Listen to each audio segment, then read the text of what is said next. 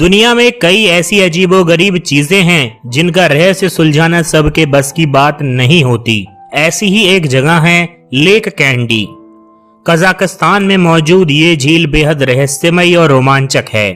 यहाँ पूरा का पूरा जंगल पानी में समाया हुआ है। झील के अंदर मौजूद विशालकाय पेड़ों को देखकर हर कोई हैरान है। यह झील कई तरह के पेड़ों से ढकी पड़ी है।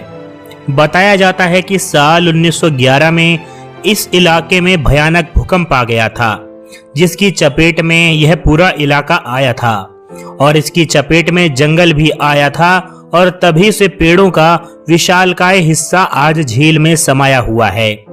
हैरानी की बात यह है कि यह पेड़ों ने अपने आप को इस अनुसार ढाल लिया है कि अब इनकी नई शाखाएं भी पानी के अंदर ही कई फीट लंबी उगती हैं। समुद्र तल से लगभग 2000 मीटर ऊपर स्थित इस झील का पानी काफी ठंडा है। यह झील कजाकिस्तान के अलमाटी से 280 किलोमीटर की दूरी पर स्थित है। यह जगह पर्यटकों को काफी ज्यादा आकर्षित करती है, जहां भारी संख्या में लोग घूमने के लिए आते हैं। सर्दियों के मौसम में यह झील आइस डाइविंग और मछली पकड़ने के लिए भी जानी जाती है। हमारी दुनिया कई ऐसे रहस्यों से भरी पड़ी है जिन्हें आज तक कोई नहीं सुलझा सका। ऐसा नहीं है कि इनकी उलझी हुई गुत्थियों को सुलझाने की कोशिश न की गई हो। दरअसल वैज्ञानिक या शोधकर्ता जितनी बार भी इन रहस्यों के पीछे का सच जानने की कोशिश करते हैं, वे उतना ही उसको सुलझाने की बजाय उलझा देते हैं। ऐसा ही एक रहस्य है मेक्सिको में, जिसे प्लेस ऑफ गॉड यानी भगवान की जगह पाया जाता है और यह जगह धरती के नीचे मिली है और यह एक पूरा का पूरा शहर हुआ करता था। तो जी हाँ, हमें अब धरती के नीचे बसा पूरा का पूरा रहस्यमय शहर देखने को मिल गया है, जिसको यहाँ के लोग टियोटिहुआकन कहते हैं और जिसको पूरी दुनिया में प्लेस ऑफ गॉड यानी कि भगवान की जगह के नाम से जाना जाता है, जो वाकई इस धरती के नीचे मिली थी। कहते हैं कि मूसलाधार बारिश के दौरान इसके ऊपर की मिट्टी धंस गई और ये रहस्यमयी शहर जो जमीन के नीचे था, धरती में ऊपर आ गया और तभी से लोगों को इसका पता चला, वरना शायद इस धरती के खत्म होने तक भी इस रहस्य का किसी को भी पता नहीं चलता। इस जगह को टियोटिहुआकन शहर के नाम से जाना जाता है और ये शहर पिरामिडों का बसा हुआ एक खंडहर है। इस जगह की खोज 14वीं सदी में एज़टेक साम्राज्य के लोगों ने करी थी। एज़टेक को लगता था कि यह शहर अपने आप ही अचानक बस गया था और इसीलिए यह जगह भी आज एक रहस्य बनी हुई थी और अभी भी एक रहस्य ही है कि इसने कब, क्यों और आखिरकार किस लिए इस शहर को धरती के ऊपर ना बनाकर धरती के नीचे बनाया गया, और वो भी आज से हजारों साल पहले, जब किसी भी तरीके के कोई भी इंसान के पास रिसोर्सेस मौजूद थे ही नहीं। इस बात की पुख्ता जानकारी आज भी किसी के पास मौजूद नहीं है कि इसके शहर के बनाने का रहस्य क्या था। यह बात भी आपको थोड़ी हैरान करेगी कि इस जगह के बारे में किसी भी किताब में किसी तरीके का कोई जिक्र इस पूरी दुनिया में नहीं मिलता है। एक समय इस शहर में करीबन 25,000 लोग रहते होंगे और इस शहर का निर्माण शहरी ग्रिड प्रणाली से हुआ है, जैसे कि दिल्ली शहर का। इस शहर के बारे में और भी कई रोचक कहानियां सुनने को यहाँ के लोकल निवासी बताते हैं, जो इन्होंने हमेशा माइथोलॉजी में पढ़ी थी, लेकिन इसका जिक्र किसी भी किताब में नहीं है। यानी इस जगह के नाम की सिर्फ किंवदंतियां और कहानी ही चलती आ रही हैं और वो आज सैकड़ों साल के बाद जाके सच निकली। आखिर इन किंवदंतियों को और कहानियों को किसी भी दस्तावेज में क्यों दर्ज नहीं किया गया, ये उस जमाने का आज का सबसे बड़ा रहस्य साबित होकर उभरा है। इसीलिए ये जगह वाकई बेहद असाधारण है। यहाँ के पिरामिड के अंदर कई इंसानों की हड्डियां भी मिली हैं। इसी को आधार बनाकर ये बात कही जा सकती है कि यहाँ पर शायद एक वक्त में इंसानों की बलि दी जाती होगी। और जैसा कि हम लोग जानते हैं कि हजारों साल पहले भगवानों को खुश करने के लिए बलि भी चढ़ाई जाती थी। तो क्या वाकई इस जगह को, जिसको भगवान की जगह या भगवान का शहर कहते हैं, वाकई यहाँ पर भगवान आते थे और यहाँ पर वहाँ पे मिलके बातचीत की जाती थी और इसीलिए इस शहर को पूरी दुनिया से छिपाकर जमीन के नीचे बनाया गया था।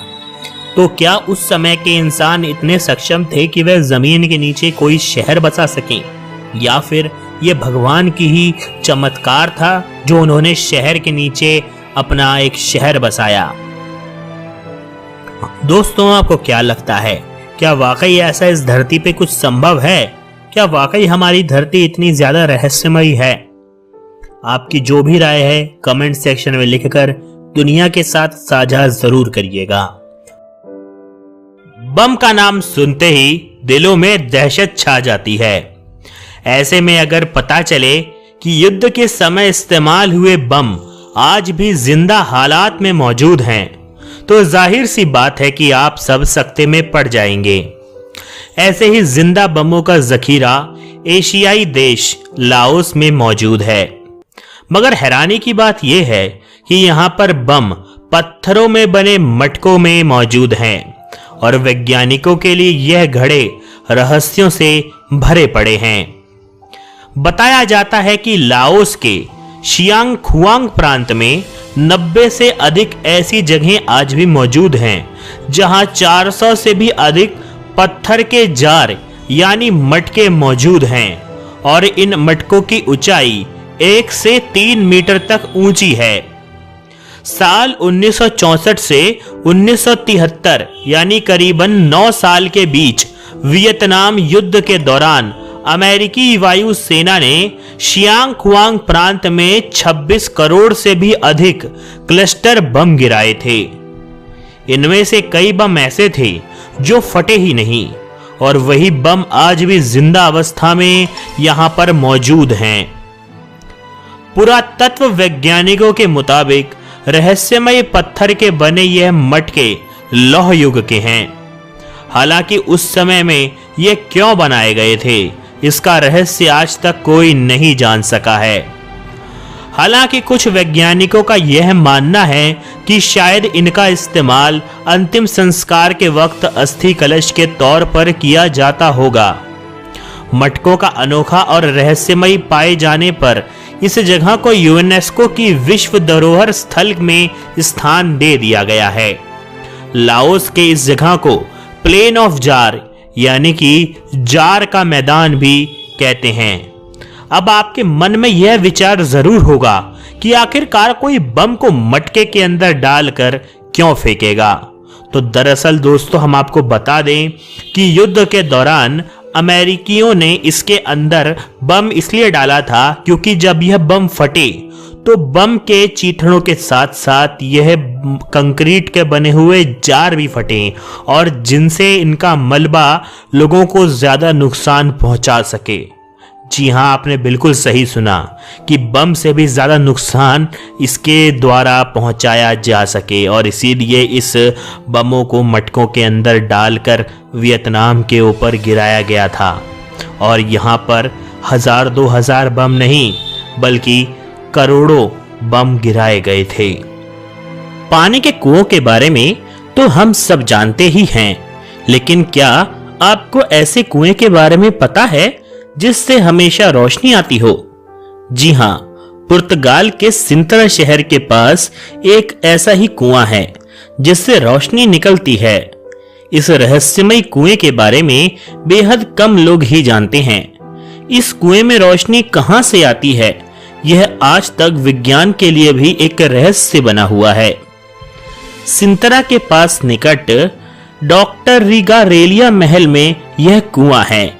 इस कुएं को लैब्रिंथिक ग्रोटो भी कहा जाता है। लोग इस कुएं में सिक्के डालते हैं। लोगों की मान्यता है कि इसमें सिक्के डालने से हर मुराद पूरी हो जाती है और इसीलिए स्थानीय लोग इसे विशिंग वेल भी कहते हैं। इस कुएं को देखने के लिए बड़ी दूर से भी पर्यटक आते हैं। उनके मन में सही सवाल आता है कि आखिर यह रोशनी इस कुएं में आती कहां से है, क्योंकि इसके अंदर कोई भी लाइट का साधन नहीं है और सबसे बड़ी बात यह जमीन के नीचे है। आपको बता दें कि इस कुएं की गहराई 4 मंजिला इमारत के बराबर है, जो नीचे जाते हुए सिकुड़ती जाती है। इस कुएं के पास एक और छोटा सा कुआं बना हुआ है और यह दोनों कुएं सुरंगों के माध्यम से एक दूसरे से जुड़े हुए हैं। देखने में यह कुआं बहुत ही ज्यादा खूबसूरत है। इसमें नीचे जाने के लिए चारों तरफ गैलरी बनी हुई है, जिनमें सीढ़ियां भी लगी हैं। इस कुएं के अंदर ढेर सारी सुरंगें हैं, जो कहां कहां निकलती हैं ये आज तक कोई नहीं जान पाया।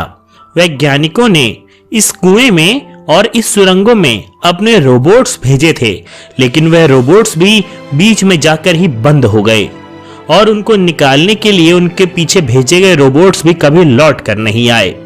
तो वैज्ञानिकों ने सुरक्षा के लिए इन सुरंगों पर ताला लगा दिया है, लेकिन यह सुरंगें जाती कहां हैं यह कोई नहीं जानता। जब इनसे रोशनी आती है तो यहाँ का नजारा बहुत ही ज्यादा खूबसूरत हो जाता है।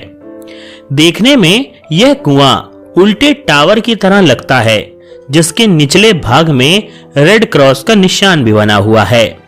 इस कुएं को देखकर यह लगता है कि यह पानी जमा करने के लिए बनाया ही नहीं गया था, बल्कि किसी खास चीज के लिए ही बनाया गया था, जो मानव जाति के लिए अभी तक एक रहस्य है। आखिर इस कुएं को बनाने के पीछे मकसद क्या था, जिसमें पानी है ही नहीं? आखिर इस कुएं को बनाने के पीछे क्या मकसद था, जिसमें हजारों सुरंगें बनी हुई हैं? और तो और इसमें से रोशनी कहां से आती है, यह विज्ञान को खुलेआम चुनौती देती है। लेकिन विज्ञान कुछ रहस्य सुलझाने में असमर्थ होता है और शायद असमर्थ ही रहेगा, क्योंकि यह ब्रह्मांड अपने अंदर कई राज छुपाए बैठा है। अगर वह सारे राज मनुष्य जाति खोल ले तो वह भगवान ही कहलाने लगेगी, और इसीलिए ब्रह्मांड को अपने राज छुपाने अच्छे तरीके से आते हैं। दोस्तों, आज के वीडियो में इतना ही। वीडियो पसंद आया हो तो लाइक जरूर करिएगा, साथ में ही लाल कलर का बटन दबा के हमें सब्सक्राइब करना ना भूलिएगा। हम मिलेंगे आपको एक ऐसे ही नए वीडियो के साथ। तब तक के लिए जय हिंद दोस्तों।